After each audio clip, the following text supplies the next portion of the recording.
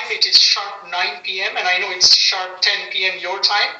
So I think with respect to your time, I think we can begin. I'll just share the document that you sent. Okay. Let me know if you can all see the document. Yes, we can. Okay.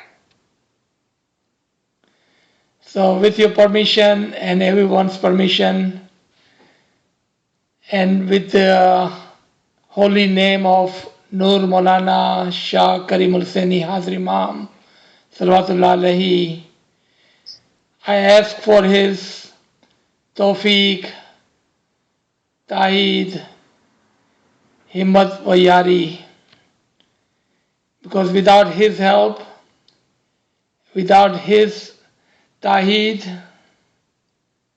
without his inspiration, without his blessing, and without his khana vadan, I know this Garib and Nachis, I could not say a single word, and I would not be here today without his blessing. Once again, my name is AZIZ RAJPARI. I live in Dallas, Texas. I just want to assure you I am not an ALWAAZ. I do not represent ITRAB. I'm just a very, very insignificant particle of the Jamaat. I am not a Hafiz-e-Quran. Hafiz-e-Quran, meaning I have not memorized the entire Quran or anything, but I do love Quran. Quran inspires me. I love to match the Quran with the Ginan and the Faramin. And this one saying of our present Imam truly have inspired me more than ever. And that is, what is written is for all, but batin is for our Jamaat. This one line from our Imam-e-Zaman has truly inspired me further on my search in the Quran. The very ayat that we are about to read, and we will try to understand, there are other three ayat which falls under this ayat actually. We will not cover those three ayat today, but next time if opportunity arises, I would love to come back and we will discuss those three ayats combined. Because if you take one ayat or the other, it doesn't answer your question. Quran is such an amazing book with such a wisdomful words, and in a very wisdomful way, Allah has scattered the ayats all over the Quran. And that's why at the beginning I said I'm not a Hafiz of Quran, but I'm an Ashik of Quran. Because I love the Quran. Then when you love something, what do? You look into it, you try to understand it, you try to combine, you try to connect. So if you are scholars, like I understand you are, and I hope you have a paper and pencil in your hand, because today you will need it. And at the end, inshallah, we will leave some minutes for questioning. Write down these three references of the Nur. Those three ayat falls under this ayat. To completely understand this ayat, You also need to read the ayat after this one, which is number 36. The ayat we have in front of us is Surah Nur, Surah number 24, ayat number 35. This ayat name is also Ayah Nur and is also called Ayah Mizbah. But the ayat right under this ayat is also a very, very important ayat for you to further understand this ayat. We will not cover this today unless someone asks to, otherwise we will cover this next time. So write down these three references. Surah Tawbah, Surah number 9, ayat number 32. Surah Tahrim, Surah number 66, ayat number 8. Surah Hadid, Surah number 57, ayat number 12. In that particular order. When you read in that particular order. Read Surah Tawbah first, Surah Tahrim second, and Surah Hadid third. So whenever you have a chance, read, think, and then we will talk about it, inshallah, next time sometime, if opportunity arises. So let's come back to our today's ayat, Ayah Nur. Regarding this ayat, we need to know a little bit of the background and how our two imams, the present imam and the previous jama, how they have brought our attention to this ayat. In one of the conference before Pakistan India, our previous imam in the 40th jama, Imam Aka Sultan Muhammad Shah, may our soul be sacrificed to their imam, says, if Ummah gathers around this ayat, then they can come together and they can work together, as this ayat will inspire them on the way of Islam. Hazir Imam, Nur Maulana Shah Karimul Hussaini Hazir Imam, in his golden jubilee, draw our attention to this ayat along with Hadith Saqlain. And Imam said, and if some of the people on this line, if you are in some of those ranks, then you would know about this instruction from the Hazir Jama, where Imam said, if you understand Ayah Nur and Hadith Saqlain, and if you make your Jamaat understand this ayat and this hadith, then you will be able to recognize the Imam of the time. So, with this background, let's come to this ayat. We're going to go through some of the principles of this ayat. Remember, what is written is for everyone. So we will read what is written, but more than that, the batin is for our Jamaat, and that would be the focus of the day. So let's read as it is written. Allah is the light of the heaven and the earth. His light is like a niche in which there is a lamp. The lamp is in a crystal, a glass. The crystal is like a shining star, lit from the oil of the blessed olive tree, neither to the east nor the west, whose oil would light, glow, even without being touched by fire. Light upon light. Allah guides whoever He wills to His light. And Allah sets forth parable for humanity.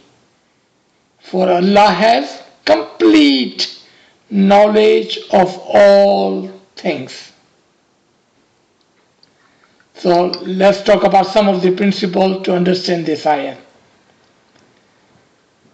In the Quran, there are some khalid, keys, the principle.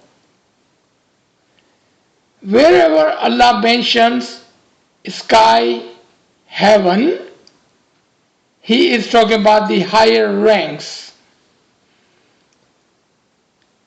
If we don't know the ranks of the Hudud al-Din, then I will be more than happy to show you that or explain those ranks to you. But if you already know, then we will not go into the detail of that. Heaven, the higher rank. Earth, the lower rank. And then there are other principles. For example, the star. The sun is for the imam in our respected time, moon for the pir, and the star for the da'is. The symbol of tree is for the imam. Symbol of east, the tulu'e nur, where the nur rises from. The symbol of west, Gurube Nur, where the Nur is dawned. Nuran Allah Nur, Nur upon Nur, that is the symbol of Silsila Nure Imamat, the continuation of the light of Imamat. And we will go in more detail about that in a second. The word ALWAAZ, humanity. When Allah uses word like humanity or muttaqeen, righteous, or you amongst those particular segment of people, or oh you who have believed, the Mu'mineens. Those are the different ways Allah calls upon people. So you have to be very careful who is Allah talking to. And you will see why Allah has used the word humanity over here, not righteous, not mu'mineen, not oh you, not oh believers. And we will see that why He has used word al-nas here. And then at the end He uses a kulliyate kulliya, the principle of the principle. And that is the principle of kul. Wherever Allah uses word kul, for example, wa kulle shay'in, then He is using a principle of the principle, meaning there are two principles attached in this one. And we will talk about that. Alright, so let's come back to the first line of this ayat. Allahu nuru samawati wal ardh. Allah said,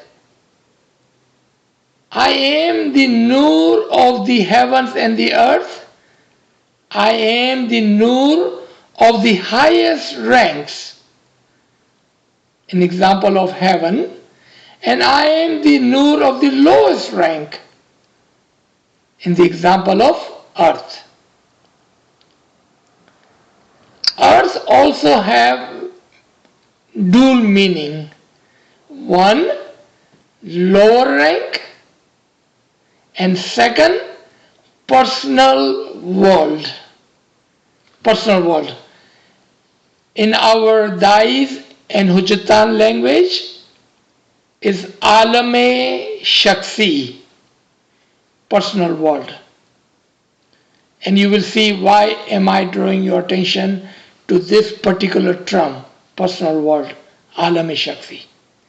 So Allah says, not I'm the Nur of the heavens, the higher ranks, but I'm also the Nur of the lower ranks, or the Nur within your personal world. There are 5 Batini higher ranks, and there are few lower ranks in the example of earth. The higher ranks are Aklekul, Nafsekul, Natik, Asas, Imam. Universal intellect, universal soul, Natik, the prophet, Asas, the Imam, Maulaya Ali Murtaza, and then Imam, all of the Imam-e Musakkar, permanent Imam, one after other. 5 higher ranks. The higher rank of Batin. 5 physical ranks. You will notice that Imam is again of the 5 physical ranks. Imam, Hujjat, Dai, Mazun, and Mustajib. Dai, the caller. Hujjat, the peer. Mazun, in our simple language, ALWAAZ. Mustajib, the one who says, I like to learn, teach me. You notice, in these ranks, I never mention a Mu'min. Mu'min is such a generic word that it is not even included in the ranks of Hudud-e-Din. Hudud-e-Din, hierarchy of religion. Because Mu'min could be anyone, any good person. It could be Ismaili, a Muslim, non-Muslim, Christian, atheist, doesn't matter. If he's a good, you can say generically, he's a Mu'min. To be part of the earth and part of the heaven, you have to be one of the Hudud-e-Din. If anyone needs a list of that, I will be happy to share that at the end of the session. Okay. So, we understand the first line that Allah said, not only I am the Nur of the higher ranks, like Asas, Natik, and Imams, but I am also the Nur of the lower rank, like Mustajib, Mazun, Dai, Hujjat, and Imam. And Imam, you notice, is on the both sides of the ranks. But then he says, the example of my Nur is of a lamp. The question should arise in our mind instantly. Should the example of Allah's Nur be of a sun? Because that is the most brightest, most large body of Nur. But Allah said, no.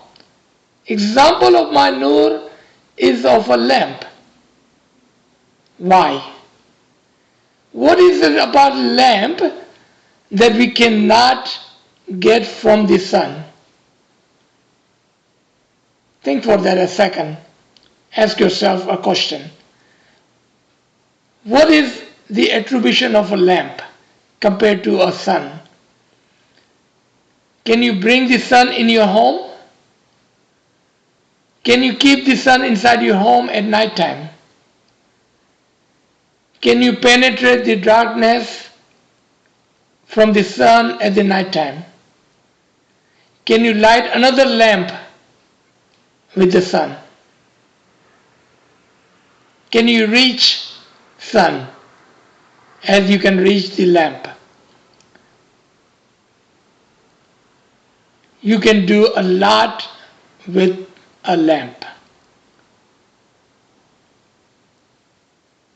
The reason for the lamp is that with the lamp you can light another lamp. So Allah is saying, the example of my nur is that you can take nur and you can light another nur, another nur, another nur, and as many nur as you like.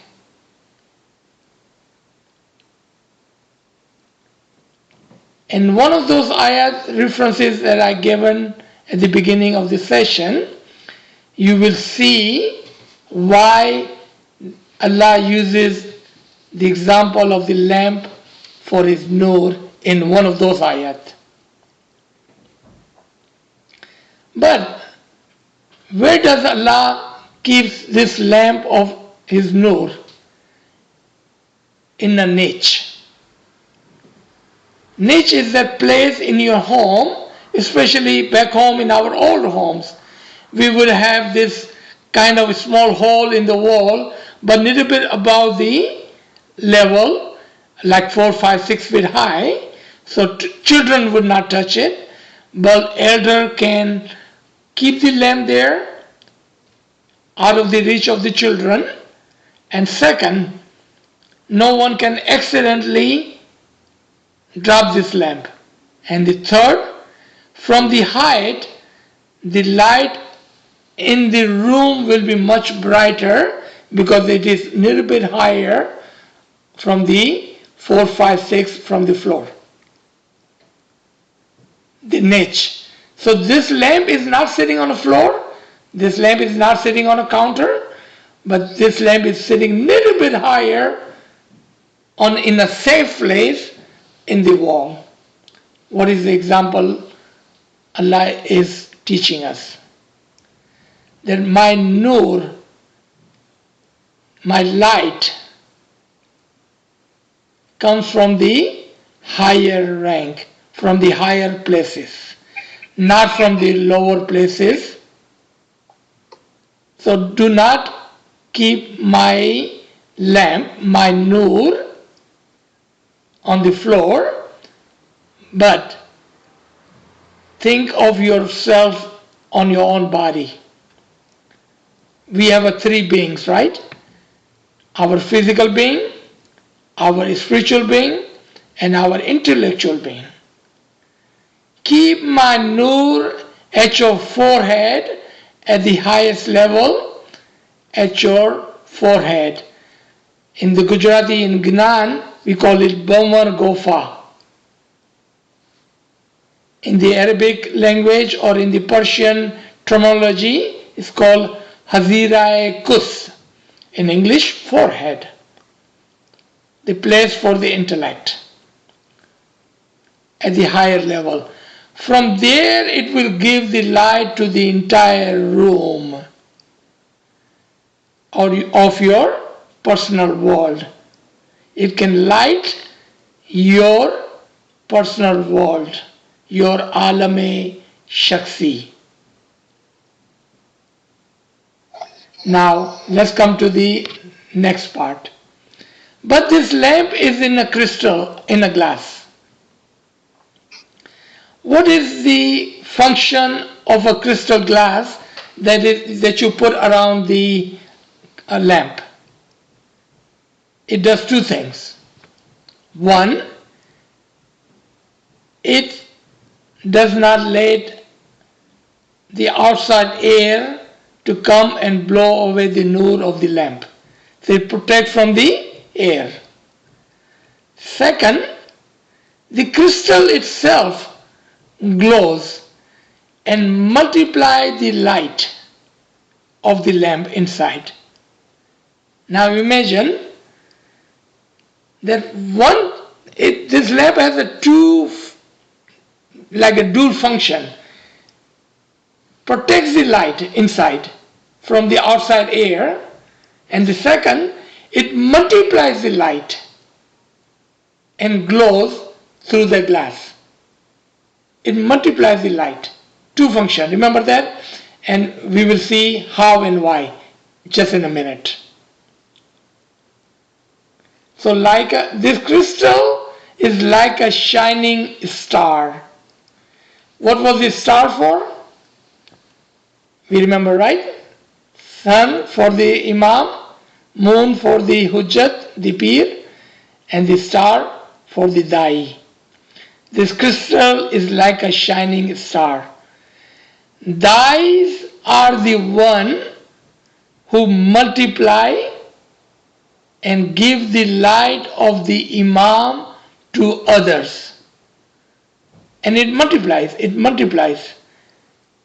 In our old tradition of the Hudud-e-Din, it says, for every Imam there would be 12 Hujjatan, Pirs, and for each Pir there will be 30 Dais, total of 360 Dais, one for each day of the year.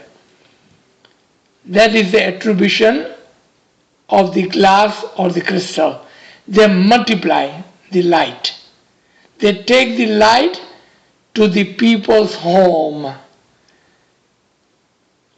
Imam in his Atlanta Farman draws our attention to the importance of the Dais of the past history, because they were the one who will take the light of the Imam and the teaching of the Hujjatan Pirs to people's home. That's why the example of the lamp over the example of the crystal over the lamp is given in this particular ayat. Every word has a meaning. The word kokabe duri, even though simple translation is shining star, correct? Kokabe duri. But it actually is a twinkling star. It gives light when you need it. It guides you when you need it. And it penetrates the darkness. Penetrates the darkness. If you wanted to have a cross reference of this, look at Surah Tariq, Surah number 86, ayat number 1, 2, 3, and 4. It penetrates the darkness. Dais are the one who encompasses, hides, covers the Imam's Noor, and they protect Imam's Noor when they go out into the public for the dawah or for the conversion. Alright. Let's come back to the fifth line. But this lamp is lit with olive tree. We already know the tawil of the tree, Imam. But that was just a one tawil. That was just a one tawil. And I will give, inshallah, with Imam's mercy, multiple tawilat in a second. Because it depends on what is around it. Allah gives the example of the tree, the blessed tree, for the Imam. And you can see that in Surah number 14, ayat number 24. But then Allah also gives the example of the tree in the example of the Hazrat Musa, where he saw and found the fire in the tree. But then Allah also give a negative example of the tree in 1425, right after 1424. So you see that Allah has given multiple example of the tree in multiple ways. So as the lover of the Quran, as the scholar, we must have a clear understanding where Allah is giving the example and for which tawil, for which aspect, and or where and how do we understand the same example in 2, 3, 4 different ways.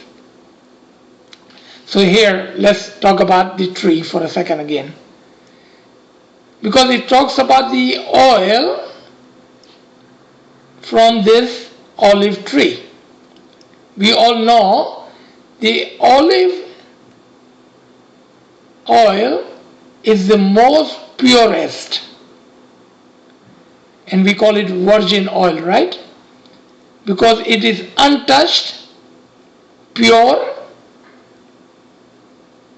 not mixed with anything else.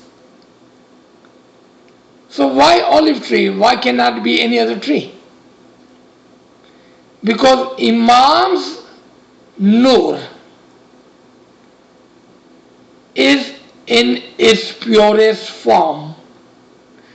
Like the rain from the heavens is in the purest form until when? Until it drops on the mountain, on the buildings, on the road, and then it starts to get dirty. And then it drains into the sewage and other streams and gets dirtier and dirtier and dirtier. But at the highest level is at the purest form. So this oil is from the olive tree at the purest form. Now, another thing, just quickly to learn about the tree. Where do you find the oil in the tree? Is it in the roots? Is it in the trunk? Is it in the branches? Is it in the leaf? Or is it in the fruit?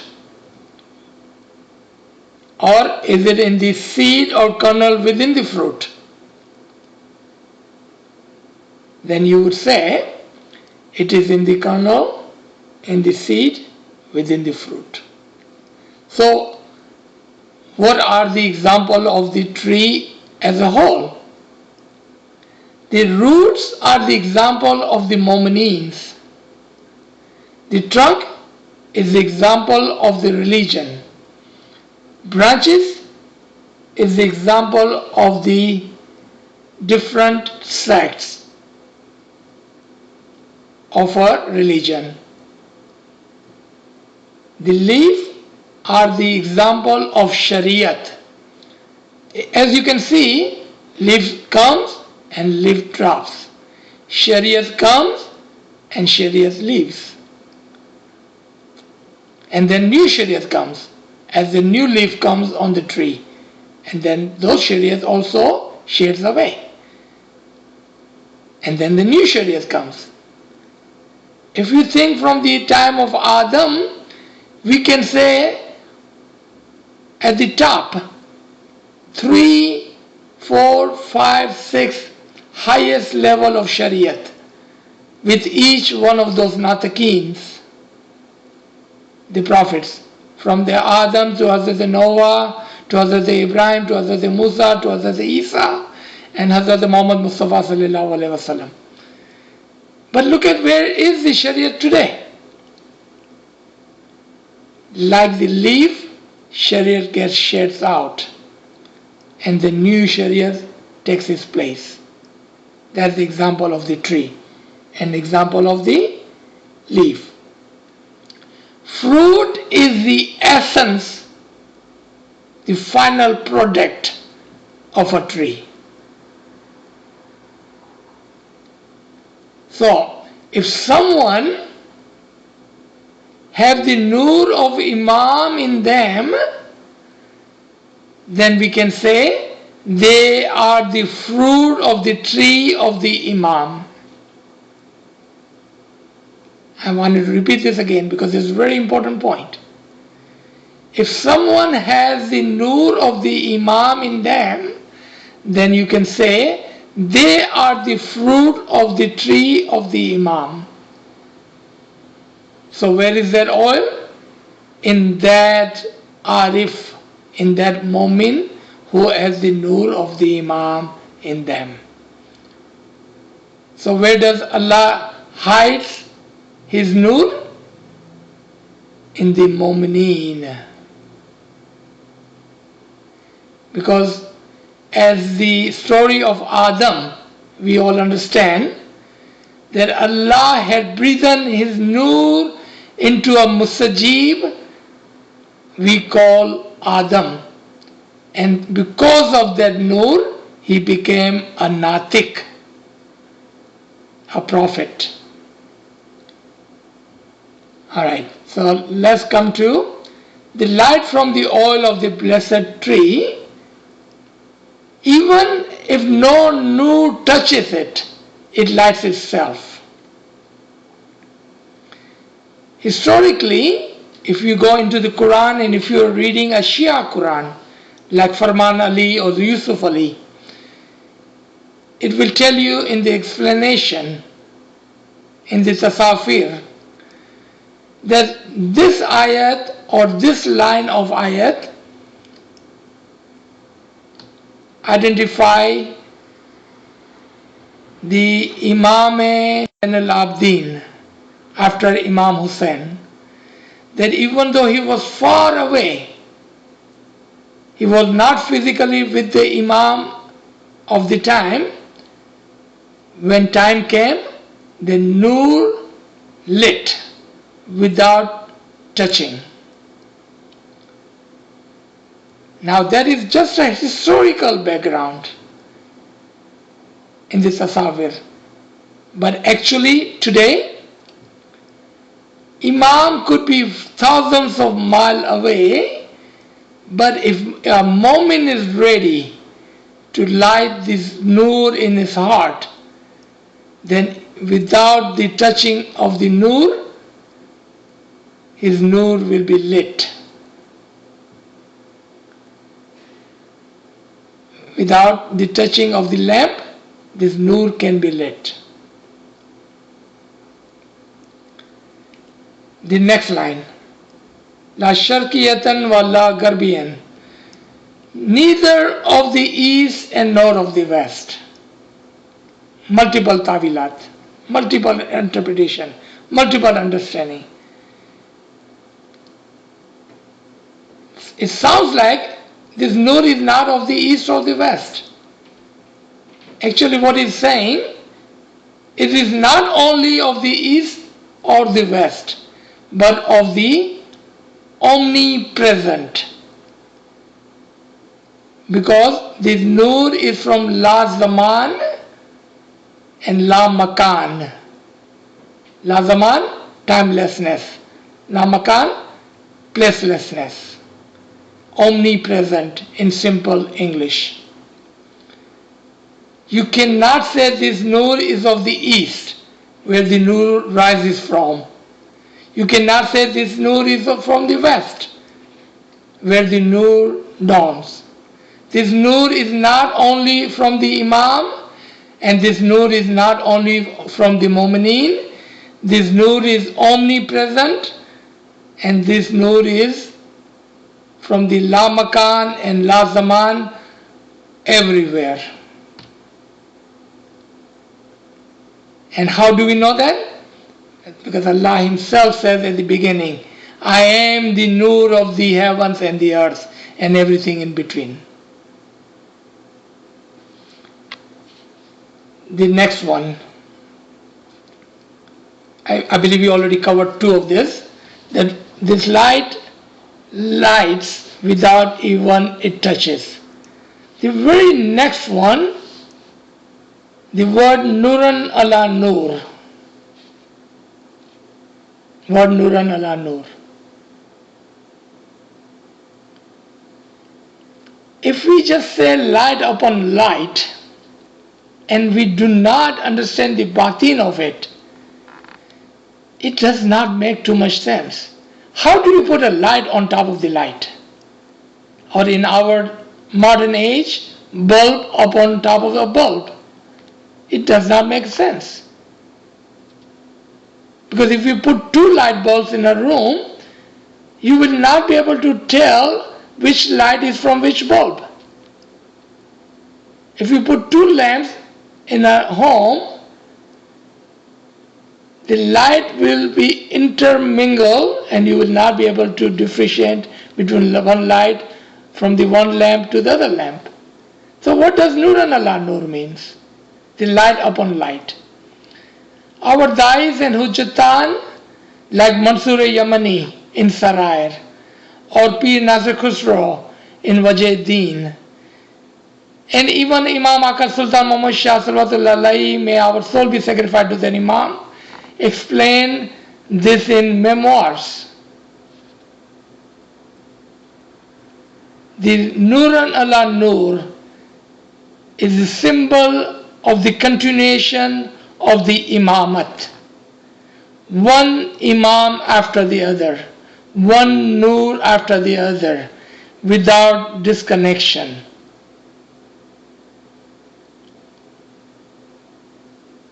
In one of the Mullah Ali's call, he says, I am the son of the king and I am the father of a king. Nuran ala Nur. Imam after Imam after Imam after Imam, son Imam, father Imam, father Imam, son Imam, continuation of the light of Imamat. Nuran ala Nur. Now, if you think back to that quote from Imam Aka Sultan Muhammad Shah, Salawatullah Alaihi, may our soul be sacrificed to the Imam. He says, if Muslimin gather around this ayat, then there will be no sects. Because the principle of the Imam and Imamat is hidden in these three words, Nuran ala Nur. Look at the smileys around the world. You could be Afghani, Tajiki, Hunzai, Chitrali, Khoja, African, from Syria. You could be living in Australia or in Russia. Doesn't matter. We are all connected to the one single Nur and to the one single Jamaat and to the Imamat of the Imam of the time. When it comes to the Imam, we are all same. We are no Khoja and no Badakhshani and no Syrian and no African, nothing. No Gujarati, no Kachi. We are all one under the one single umbrella of the Imam and the tradition of Imamat. Nuran ala Nur. That's the principle. One Imam after other. No one can say that I believe in one Imam but not the other. So if, let's say, someone who believes in Mullah Ali and Imam Hussain, and then they say, okay, I'm still Ismaili, or they can say, okay, I believe all the way up to Imam Ismail, and that's it. Or Imam Hussain Sibila, and that's it. Or Imam Aka Sultan Muhammad Shah, and that's it. No. Even a new Ismaili becomes Ismaili today and believes in Hazar Imam, present Joma, he cannot say, I only believe in Hazar Imam and not other Imams. Because they are all interconnected with one single soul. Is an entire package from Ali to Kareem. One single nur. You cannot have one or the other. You have all in one single nur. Now next 3 ayat, we're going to talk about the humanity. Remember we talked about in the beginning why the word al-nas? In this 3 ayat, Allah guides whomever He wills to His light. Question again to ourselves. So does Allah wants only to guide few and not the others? How can it be? Imam as a guide, Allah as the most merciful, should He not guide all to His light? But Allah said, no, I only guide who I will. Then again, we have to go back to the Quran and say who does Allah will and who Allah does not will. How do we know Allah guiding whom and who He is not guiding? The simple one, if you wanted to look at it, is in our dua.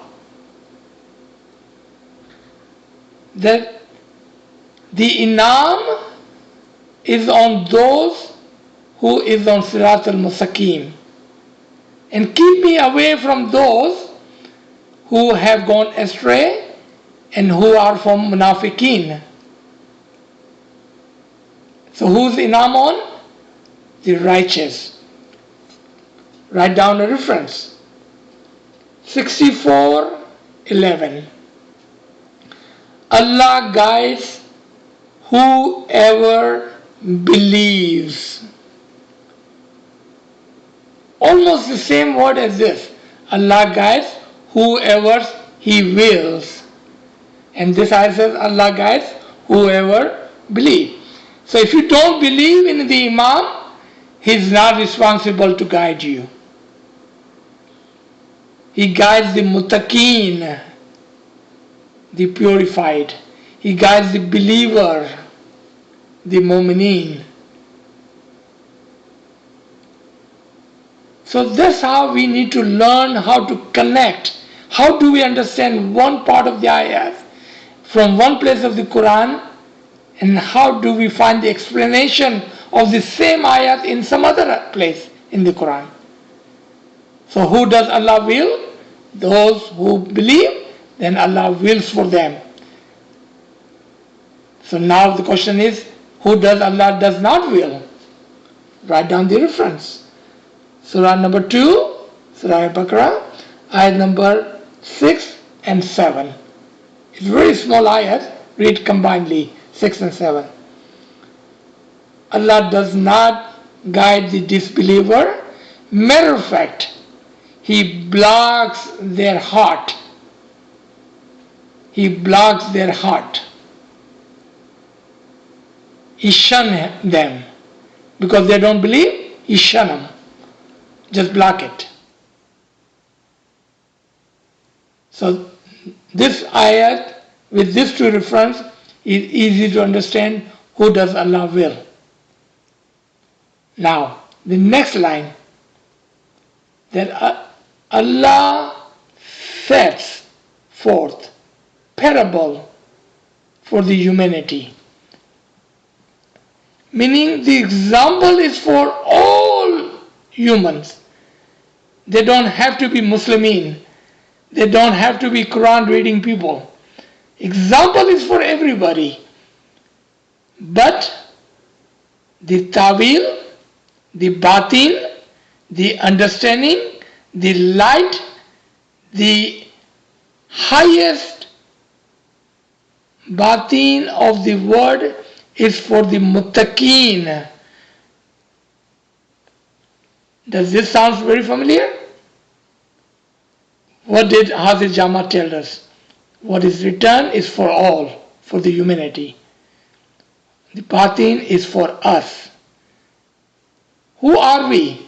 We are the muttaqeen who follows the Imam Muttaqeen, the Imam of the time.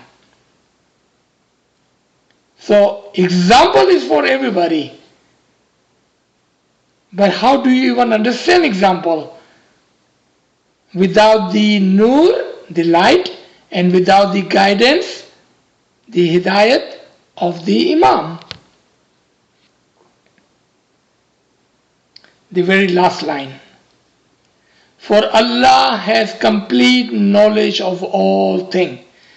And here I have said there is a kulliyate kulliya, principles of principle. And what is that? Principle of kull. If anybody who is a researcher on this group, do a research on wakulle sha'in. Just take this word, wakulle sha'in, and do research and see how many ayat you will find with the word wakulle sha'in. And you will come to know that each ayat is either for the Imam Mubin, or for Allah, or for the Quran, or for the Prophet, or for the knowledge. So what is common between all of this? What is the one thing common between all of this? Nur. Nur-e Ilahi, Nur-e Prophet, Pegambar, Nur-e Imam, Nur-e Imam Mubin, and the knowledge, the ilm, the tawil is also in the form of the nur, the light, enlightenment.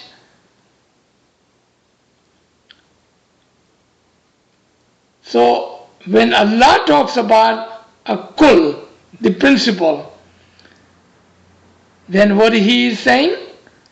That I have encompassed everything in my knowledge, and I have encompassed all this knowledge in Imam Mubin, and I have kept all of my secrets of the Imam in the Quran, and I have taken the entire Quran and I have encompassed in the Prophet Natik, and I have the knowledge of all things. So I'm going to start with one last saying about this, all the things. If you want to read, start from Surah Baqarah ayat number 30 and forward, when Allah talks about Adam, that he taught the ilm, the knowledge of all things to Adam. He have encompassed and given all the knowledge to the Adam, and the same nur from Adam to Noah to Ibrahim to Musa to Isa to Muhammad to Ali is in Kareem today. Salatullah alayhi. Thank you for your attention. We can stop here. There are a couple of more tawils if anyone would like to know. The part oil, our dais have also did a tawil of the oil as the pure ibadat, and the oil of the tree, the pure ibadat of the Imam, and one more tawil, the last one, the oil of the blessed tree, the Isme Azam of the Imam, we call it bowl. Thank you very much.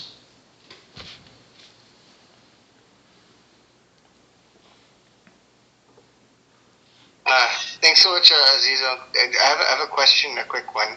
Ji.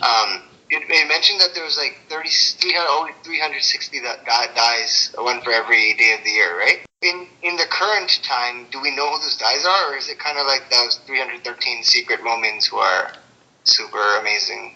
Subhanallah, subhanallah. Very good question. So, when there was a time of Hudud-e-Din, hierarchy of religion, until Imam encompassed the rank and the title of the Pir in himself. because Dai is supposed to work under the Hujjatan, the peers. So today or until Diamond Jubilee, Imam was encompassing all of the higher rank and all of the lower rank until he died within himself. But with this blessing this year or 2 years ago, he made all of us dais. Meaning, what he is telling us, that in the past, in our history, what was Dai doing? How they were representative of the Imam, how they were taking the Nur to the Jamaat and the others outside. You can be that representative of the Imam today. So now Imam has said, let's not limit 360. There can be 12 million dais today. 12 million dais, each one of us. But there is a key. There is a key. Just like when Allah says, I will guide whoever I will. Who did Imam make actually dai? Who are Imam's actual dai? Same principle. Those who believe and those who follow his farman and go to the street and see how our dai functioned, what kind of ilm they had, and what kind of ilm they were giving to others. So there is unlimited dais today. Ji. Thank you. Aziz Bhai, Ji. thank you so much. I have a question about, Allah guides whoever He wills to His light. And what happens if you are a Christian or a Jew or a non-Ismaili, but you are a believer in the beloved, right? It may not be the clear understanding of Hazrat Imam. A lot of people don't even know who Aga Khan is.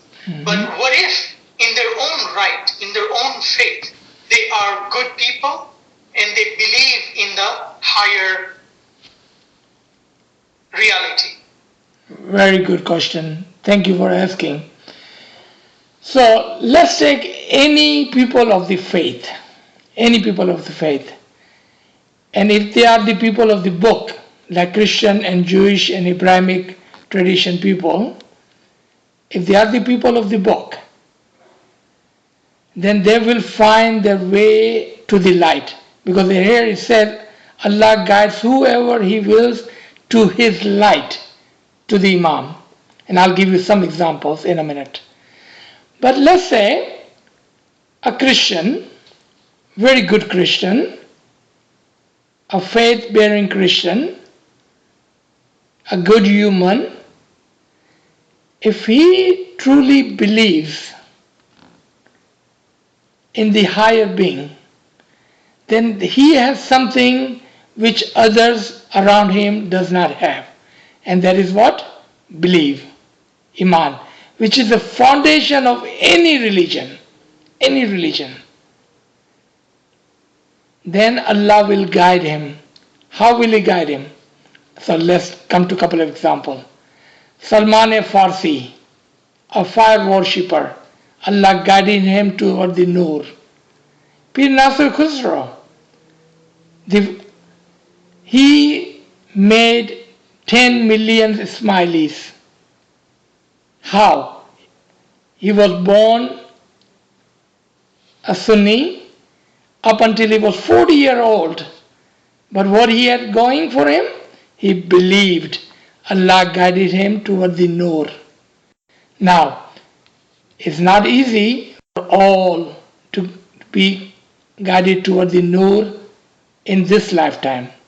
I agree with you and I understand that part. So I'm going to give you a third example. And this is amazing example. And you all actually know of this example. Maulana Rumi, Mansoor, they were not Ismaili. but they were guided toward the light. So what am I saying? Even if a person who is not smiley, then Allah will guide them within toward the light of the Imam. They may not know Aga Khan. They may not even know the light or the chain of the Imamat. They may not even know anything about Prophet Muhammad sallallahu alaihi wasallam. But within them, Allah will guide them. Allah will guide them toward the light. Remember, it is the light which is the essential part of the all religion, the core, the essence of the religion. G. Yeah, can I just relate to that? I just have a question. So, I guess in our the historical figures that we agree that were enlightened, even though they were not from our faith, but they were of the Abrahamic faith, right? So, are there any people in your recollection who were not of the Abrahamic faith, but in our perspective were still enlightened? So, only other religion that comes to mind is Buddhism and Hinduism, which are not from the Abrahamic tradition in the world today. There may be others, then I am not aware. Those are the two major religions. So if you take Buddha himself, he was enlightened. And some of his, I cannot say for all of the Buddhists, but some of his followers still today are following the same principle of the enlightenment of the light. They are still following that. Like example, Dalai Lama. On the Hindu side, because Hinduism is the most old religion of the world, that he has gone through so many years without the fresh and current water, the knowledge, that there is hardly any light left in their religion. But when I say hardly any, meaning there is still a light. Like the shiny twinkling star that penetrates the darkness of the ignorancy. So there are some, and I'm going to give you one more name that you will recognize, and that is Gandhi himself. You know what Gandhi have said when he visited and he was allowed to come to one of the Jamaat Khana one time? He says, you Khojas must appreciate the light that you have. How would he say something like this? Unless he understood the guidance and the light himself. So that would be a good example from someone other than Abrahamic tradition. G. Thank you. Thank you. That's very helpful. Thank you. Yes.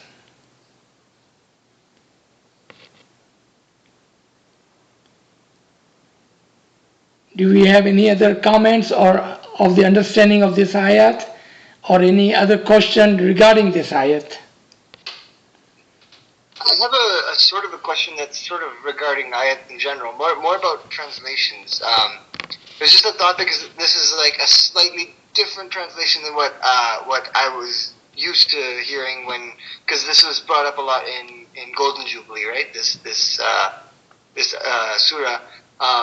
So it just got me thinking about like how do we know which translations to trust? Like obviously we have our Imam to like interpret the Quran and everything for us, but if we're reading these passages ourselves, and I know like there's lots of like, for example, I don't remember which surah it is that we say in our second part of dua where it says Imam al-Mubin, and most of the translations I've found translate that to clear register instead of Imam of the time. So that, how do we know which like translations define that like actually take this seriously, like take like a proper stance on these things? You know what I mean? Yes.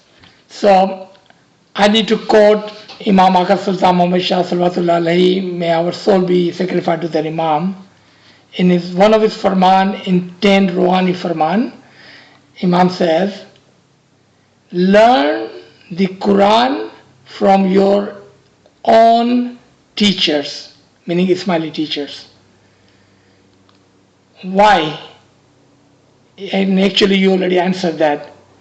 Because if someone who does not believe in Imam, why would he translate Imam and Mubin to be the manifested Imam? So what do? Intentionally or unintentionally, but because of no belief in the Imam, they translate that Kitab-e Mubin, the manifested book, or the Kitab-e Mubin, the book of record. That in both cases, not only that translation is correct, but very illogical, because the word Imam-e-Mubin and the word Imam is a pronoun, very particular word, a term in the terminology of the Islam. So Imam cannot be a book. Imam has to be standing, living and talking. Because a book cannot do azan, can it? So Pesh Imam has to be a living, standing and talking. If that is the case, then Imam has to be living, talking and standing. So Imam cannot be a book. Imam is a living, standing and talking. So when they translate something like that, my humble request would be to have such a Quran which has Arabic, transliteration and translation. If you have transliteration and if you don't even read Arabic, then you still can read the transliteration. You will be able to see the word Imam, the word Nur, word Hadi, and then you will know that translation is incorrect. But if so it's really about applying like logic and reason and critical thinking to when yes, you're translating. Yes, okay, thank you. yes.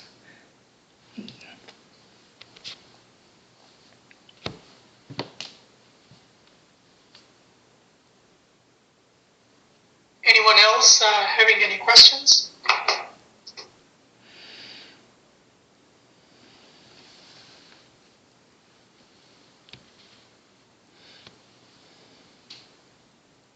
Just wanted to say the session was excellent. I learned a lot. Thank you so much. Shukr alhamdulillah, shukr Mola. Absolutely. Thank you very much for joining us. We really appreciate it. Thank you for inviting this Garib and Nachis. If you learned anything, it was due to Imam's mercy. If there was any mistake made in this one, it was all mine. Thank you so much for enlightening all of us. Shukr alhamdulillah, shukr alhamdulillah. With the ta'wil and the knowledge, this is, I've been taking notes and notes and notes, so truly appreciate it. I do realize that it is 11 p.m. your time, and so I don't want to keep you long. I know you're about to wake up soon for Bandagi, but truly, Aziz Bhai, we appreciate from the bottom of our hearts for you to take this precious time to enlighten us all. Just makes us realize that, Maulana Hazrat Imam has given us the title of Da'i and how much it carries the weight for all of us in our day-to-day lives. Yes. And I also wanted to thank the founders of this platform, which is Arif and Salima, for giving me the opportunity to then invite you, Aziz Bhai. Shukr alhamdulillah, shukr alhamdulillah. I like the name Arif. the one with marifat. Yes. Subhanallah, subhanallah. So I've been told. We'll see if I can get there, right? With Imam's mercy, This was definitely awesome. you can get there. This was awesome. Honestly, when we look at this, just this passage, and think about how much time you can spend on the tawil, you know, and you think about that, and then you multiply that through the entire Quran, it's unbelievable. How much interpretation, how much knowledge, how much wisdom there is, and even then, these are our own interpretations, but you know, maybe we still don't fully understand, right? And that's the unbelievable thing. So thank you for your time. Thank you for Shukar alhamdulillah. taking Shukar us through alhamdulillah. this and allowing us to think about it. Thank you so much. Thank you for inviting this Garib and Nachis. Appreciate it. Yali Madad, Yali Madad, Yeah, I mean that. Thank you so much. Yali Madad, Yali Thank you. Madad, Yali Madad. Yali Madad.